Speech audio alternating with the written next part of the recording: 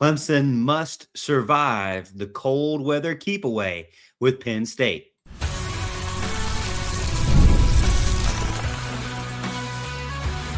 You are Locked On Clemson, your daily podcast on the Clemson Tigers. Part of the Locked On Podcast Network, your team every day. What's up, Tiger fans? Morgan Thomas here, Clemson fan, Clemson grad, host and producer of Locked On Clemson, part-time host and producer over on 105.5 FM The Roar. Thank you so much for making Locked On Clemson your first listen of the day. We're part of the Locked On Podcast Network, now the number one sports podcast network out there, and a lot of that is due to you listening in, tuning in, the everydayers. You stick with us Monday through Friday, every single week, as we talk about Clemson and any other Locked On show out there talks about your specific show or their specific show, specific team. And we appreciate the support. I'm looking at the numbers so far. December has been the best month I've ever had as far as views and listens at Locked On Clemson since I started in February of 2025. So thank you so much. And I wanted to also say Merry Christmas to everyone out there that is listening here on Christmas Day. Hopefully I have a good show for you, because today's show is going to cover, what I think the final outcome will be in the final segment, the player prop bets that could be ones to look out for that I think are going to be interesting going into this game Saturday. And then the biggest problem that Clemson is going to have to solve, at least as of today, and that is Katron Allen. And that's what we'll kind of start off with. The Pinstripe Bowl preview is kind of what I'm going with. Now, tomorrow's episode, you'll want to tune in as well, because I'll be talking to the Locked On Penn State expert, and we'll kind of have a crossover show. So I know you're going to like that as we get into preparing for the Pinstripe Bowl. And the Pinstripe Bowl comes down to one thing: not vibes, not opt-outs, not even the logo on the helmet. Really, I think it's going to be whether or not Clemson can survive a cold weather, run-heavy football game against Penn State, and a team that will probably want to play keep away from Clemson. If the Tigers can solve that problem, then I believe that they will be able to win the game. If they can't solve that problem, well, then nothing else we really talk about today matters, because that is going to be the way that Penn State will win the game. So today, again, breaking it into three parts: Clemson's defense against Katron Allen, how you're going to stop him, player prop bets segment 2, and then realistic outcomes as far as statistical analysis of realistic outcomes to finish up the show. Let's start with the most important thing, and that is that matchup: Clemson's defense versus Katron Allen. How in the world do you stop it? Because Katron Allen is facing up against a depleted Clemson defense, and it's not one that we remember from the 2025 season. Now, Allen comes into this game 210 carries, 19th in the country in carries, 1,303 yards total rushing, and that's 10th in the country. 15 total rushing touchdowns, that's tied for 10th in the country. 6.2 yards per carry, and that puts him at 29th in the country. One of the best running backs in the country. Now, that is not something that any one of us should be shocked about. It's not going to be a secret weapon. It's not going to be something that Penn State is going to be hiding from Clemson. They want to give him the ball and give it to him often and give it to him early and continue that plan relentlessly, beating Clemson into submission. Katron Allen is definitely the guy who can beat Clemson into submission. He's the type of runner that should make you nervous. Not only if you had all the starters back and playing in this game, but even more so since Clemson starters are not going to be there. Many of those starters on the defensive side of the ball. Allen is patient runner. He's powerful.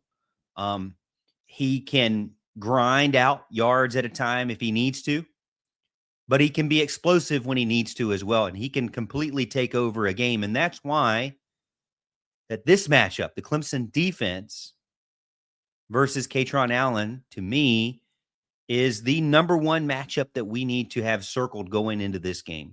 And I always tell you, if you're a casual Clemson fan or a diehard Clemson fan, it doesn't matter, because if you tune into Locked On Clemson, I'm going to give you my honest opinion. I'm going to give you my in-depth thoughts on it and hopefully make you the most informed Clemson fan at the stadium. And if you go to the state game and you watch this, the first person you're circling is Katron Allen. And who on Clemson's defense is going to be able to kind of shut him up or shut him down? That's the matchup to me that is most dangerous for the Tigers. Clemson is missing Demonte Capehart, defensive tackle, interior guy. Missing Peter Woods, defensive tackle, interior guy. Missing TJ Parker, defensive end, outside edge guy. Missing Wade Woodaz, linebacker. Missing Khalil Barnes, nickelback. There are a lot of players. Missing Avion Terrell, outside cornerback. Missing a lot of containment bodies, a lot of gap fillers, a lot of edge controllers and pressure, veteran run fit leaders, outside containment guys, and just in general playmakers on Clemson's defense.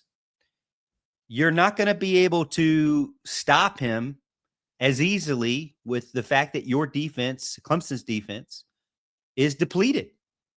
They're going to have to rely on guys that don't have a lot of snaps and don't have a lot of experience. So how are you going to stop him? Well, it's not going to be easy. I in no way believe that Clemson's going to be able to shut him down or dominate him. I think that would be a dream, a wish, wishful thinking, but it's not going to happen. The biggest thing that you can do is to try to prevent him and the Penn State offense from dictating the game through him. Now, he's going to have success regardless, but getting into second and short, third and short, having 8-minute drives with a lot of control of the clock, that's where you're going to allow Penn State to be comfortable. And Clemson's margin for error will effectively disappear. If you see Penn State just marching down the field, if you see Penn State getting easy conversions on second and mid or second and short, you see Penn State getting third and short regularly and not being stopped by Clemson, well, then it's going to be a long afternoon for Clemson fans, because that's exactly the game plan that everyone believes Penn State's coming into this game to do. What Clemson has to do is force the running game to be inefficient. 6.2 yards per carry average from Katron Allen. That is extremely efficient. So how are you going to do that? Well, it's going to be extremely difficult because Tom Allen doesn't have the guys that he would probably like to have out there.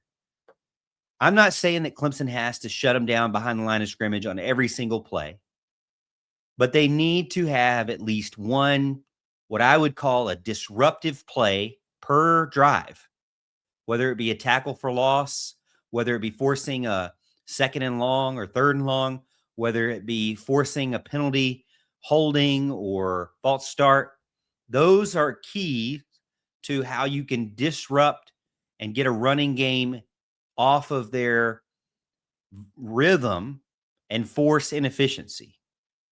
Discipline is the key on defense with guys that don't have a lot of experience. If Clemson overcommits and tries to play hero ball and tries to play out of their assignment too much and can't play sound gaps and can't force Penn State to, into some disadvantages with, possession and field position. If Penn State continues to snap the ball over and over and over and keep driving down, even if they're slow at it, they're going to stay alive and really hurt Clemson in the long run. Clemson's going to have to be bend, don't break as well. Conceding yards, that's one thing. Giving them momentum, giving them a lot of points, that's not acceptable. 5 yards is survivable. 15 yards, 20 yards, not survivable.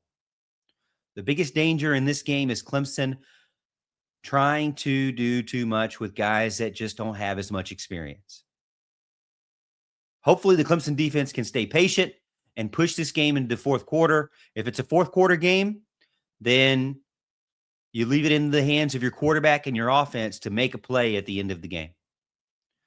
All right, we're going to jump over to segment 2, talking about some of those player prop bets, some of those you might see on FanDuel, and give you some of my ideas on some of those key matchups and key players that may be effective this Saturday in the Pinstripe Bowl.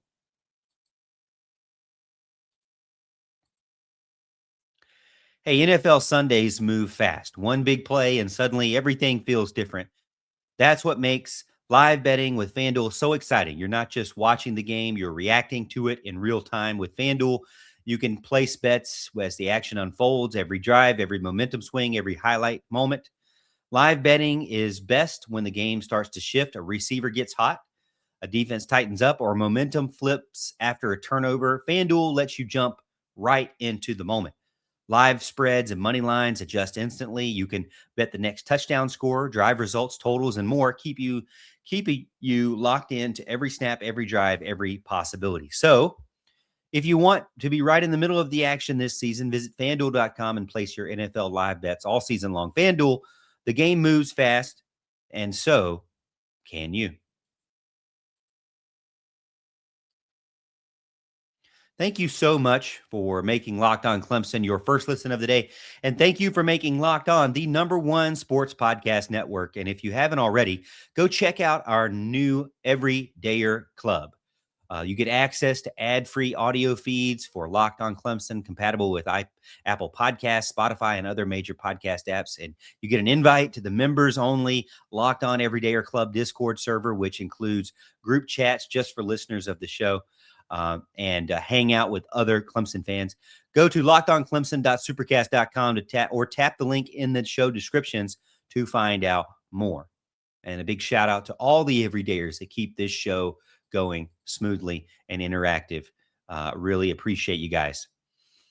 All right, let's pivot to player props, key contributors of this game as it screams, to me, volume over explosiveness. Starting with Penn State, I've already mentioned him, Katron Allen with rushing yards. To me, this has got to be the most obvious prop on the board. If the number is anywhere between 120 to 130 range, the over will be tempting because you have to think that the volume is guaranteed. I would assume, especially with Singleton now gone, he is the main guy. So being the main guy, I would assume that Penn State's going to want him touching the ball often and early, and again, aggressively. So 20 to 25 carries is really in the realm of possibility and wouldn't be shocking to anyone that's going to be watching this game. But here's the caution. If somehow Clemson can force Penn State into those third and long situations, or, Katron Allen's efficiency gets tested by like how we talked about in segment 1, if it even drops a little bit, and his volumes stay high, I believe that will be one of those things where he may not be able to get that high of a rushing total. The rushing over is definitely directly correlated to Clemson's ability to stop Penn State early on in this game. To be honest with you, my initial gut feeling is that with all the backups that Clemson has, it's going to be wishful thinking that they're going to do any sort of stopping this run game. So if it were me, I believe the 100 plus yards for Katron Allen, 120 or above, seems pretty enticing just because of the sheer volume that I believe Penn State's going to give him. They're going to run all over Clemson, and if Clemson allows them, it's not going to be very good. It's not going to be fun to watch. Might be fun for Penn State fans, but not for us. Another prop bet that you always see is those anytime touchdowns. Katron Allen being on the board for anytime touchdowns got to be an enticing one as well. If Penn State gets inside the 10, I don't think they need to be creative at all. I think they just need to give the ball to Katron Allen over and over and over and over and over. That would be what I would believe. And they don't have Singleton to take over those red zone opportunities. So to me, if you see an anytime touchdown or you see needing to get 2+ touchdowns, Katron Allen is definitely a name that you need to look at and kind of think about, because it is highly likely that he's used as their main guy to not only get a bunch of yards, move the ball down the field, but also score a ton of points against Clemson and get some of those key touches inside the red zone.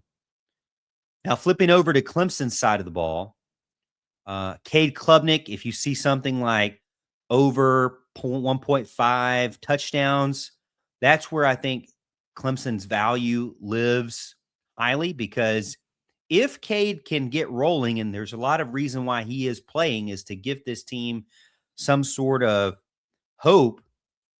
His mobility, his ability in the red zone to find key players like Bentinker, like TJ Moore, like Adam Randall, especially in the cold weather where there might be some broken plays and some opportunities for Klubnik to do something off the cuff. He doesn't have to play hero ball. I don't want to see that. I think it would go negative if he does, but he doesn't need massive passing plays either to hit 1.5 or greater touchdowns. One passing touchdown, one scramble touchdown will get you over that hump. So I'm very interested in possibly going after Cade Klubnik and more than 1.5 touchdowns if you see that out there.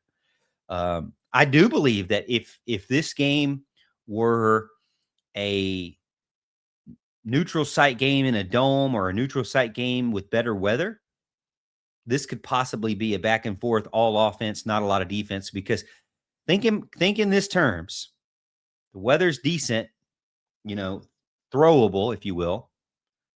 Penn State secondary is depleted. So just like I'm worried about Clemson's defensive front, I'm also very excited about facing Penn State secondary because of who they have missing on their side of the ball.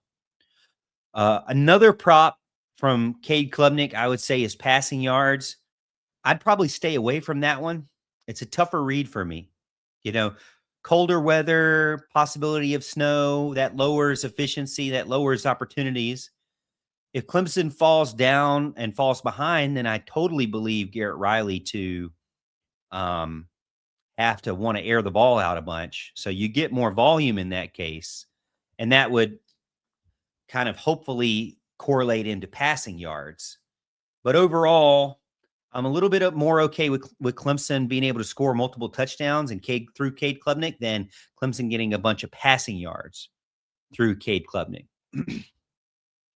One that's more situational, I would say, would be TJ Moore with getting, what receiver is going to get the top receiving yards. I'm going to go with TJ Moore in this case. Cade Klubnik's primary target of Antonio Williams is not going to be playing this game. And, that is not good for Clemson, but Penn State secondary is thin. So if there are openings, you have to believe that you're going to see them through TJ Moore. And so if he can get 1 or 2 chunk plays, you could cash that in with Clemson's top receiver being TJ Moore. So the key contributors for me, maybe Cade Klubnik, Katron Allen, the offensive line for Penn State, and for Clemson was going to be someone like Adam Randall or a TJ Moore to help out Cade and to be able to stay efficient on the offense, even if the defense is not able to hold back the Penn State rushing attack. This might be one where Clemson finds a way to win, but does not own the yardage and does not own the time of possession. That's what I think really this game kind of boils down to overall.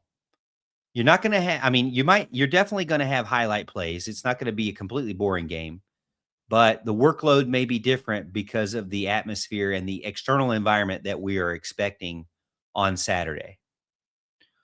All right, we're going to finish up segment 3 of this Christmas edition of Locked On Clemson with our final prediction, odds, and most likely outcomes according to the experts, and give you my take on it as well right here on Locked On Clemson.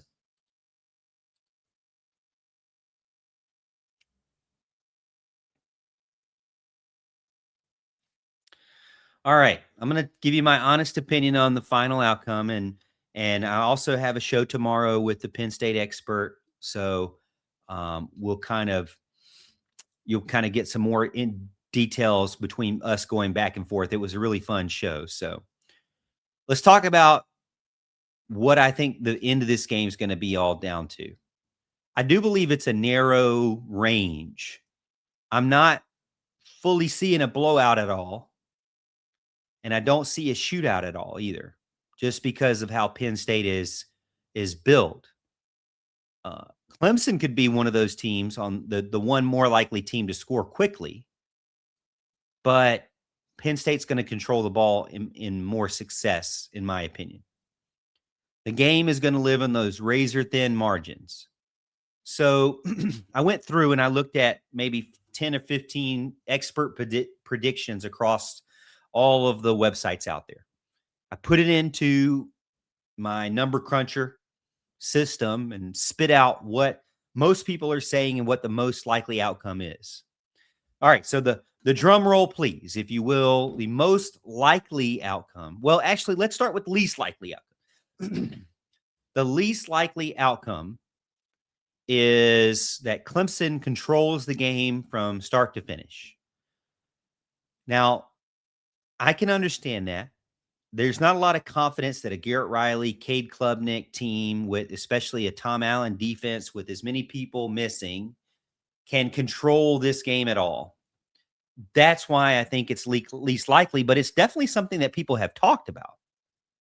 You know, if Clemson gets an early lead and is able to sustain it, if they force Penn State's younger quarterback to make some dumb mistakes, if Cade Klubnik just plays his lights out in his final game, it could actually happen.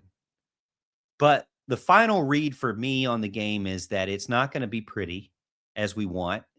It's not going to be perfect conditions. You're not going to have the best rosters out there. And so overall, the game is going to be close, in my opinion. All right, so that's the least likely option, but it is still an option out there that Clemson could control the game from the start. And I believe a lot of people who have mentioned that also mentioned the fact that the coaching staff and all the turmoil on the Penn State side of things, and maybe that is something that matters more than I'm giving it credit. All right, the next, I guess, less likely, or more likely, but less likely option, whatever I'm trying to say. Penn State pulls away late. Penn State wins by 10 or more, but it happens towards the end of the game. To me, this is what happens if Clemson's defense just starts to show cracks early and they just get worn down by the game going on. And this definitely could happen. I think be more likely to happen than Clemson just controlling from start to finish. My biggest concern is that Clemson defense. Penn State could start to wear down Clemson wire to wire, and it is possible that Clemson loses their discipline on defense and Penn State slowly walks away with it. So the ending score will look worse than the actual game if you watch it. So, but you know how the analysts and experts in the national media do. They'll just look at the box score and say, oh, Clemson was blown out or beat by multiple scores. They won't really look at the whole game. But that is still less likely than these other two, but likely, if you will. All right. So the next most likely option is that Penn State wins a close game. Penn State winning by 3 or 7 points. And this would happen if Katron Allen starts out very consistently, wins the early downs.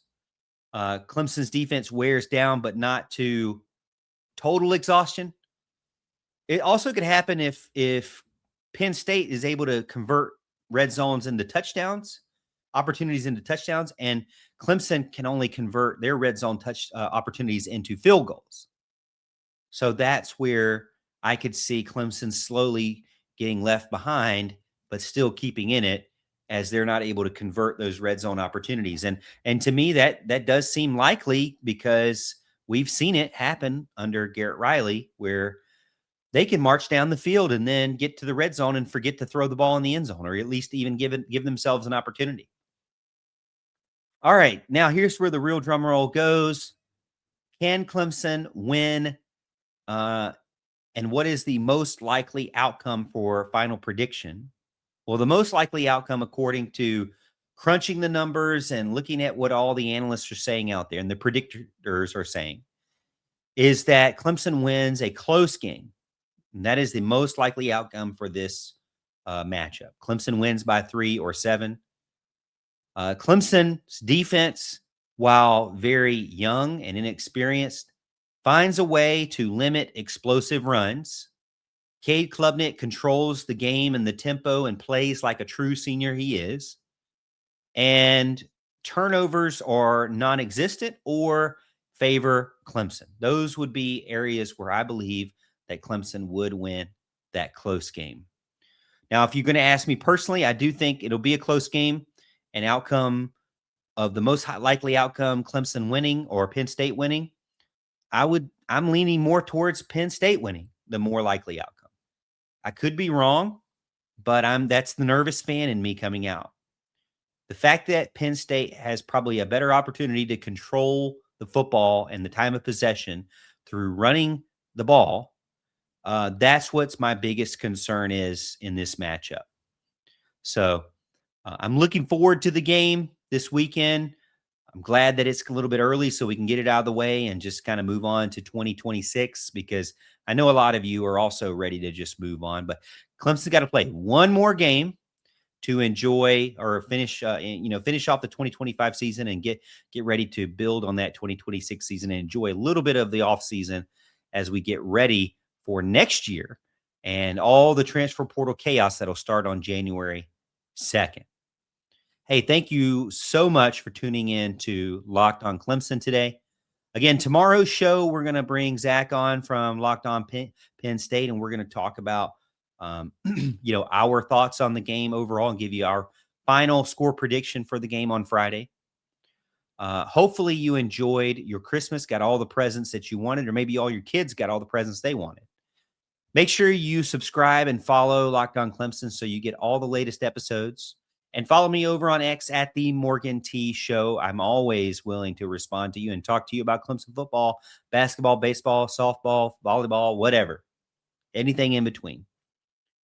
Hey, if you still have Christmas parties to go to and don't have a holiday gift, or someone is going to give you a gift after Christmas and they don't really know what they're going to get you, go ahead and just tell them the Everydayer Club. Ad-free episodes of this show, exclusive Discord server access, and much more. Subscriptions can be gifted through lockedonclemson.supercast.com or in the link in the description. You can follow it there. For those of you watching over on video, we'll send you over to the 24/7 National Locked On Podcast Network YouTube channel. And if you're listening over on audio, be sure to make your second listen Locked On College Football. Hey, that's it for this Thursday, Christmas edition. Merry Christmas, everyone. Thank you again for the love and support, helping me get through this season and making December the best and most viewed and listened month of Locked on Clemson since I've been here. And as always, Tiger fans, hey, we'll see you tomorrow, and we'll see you at the top of the hill.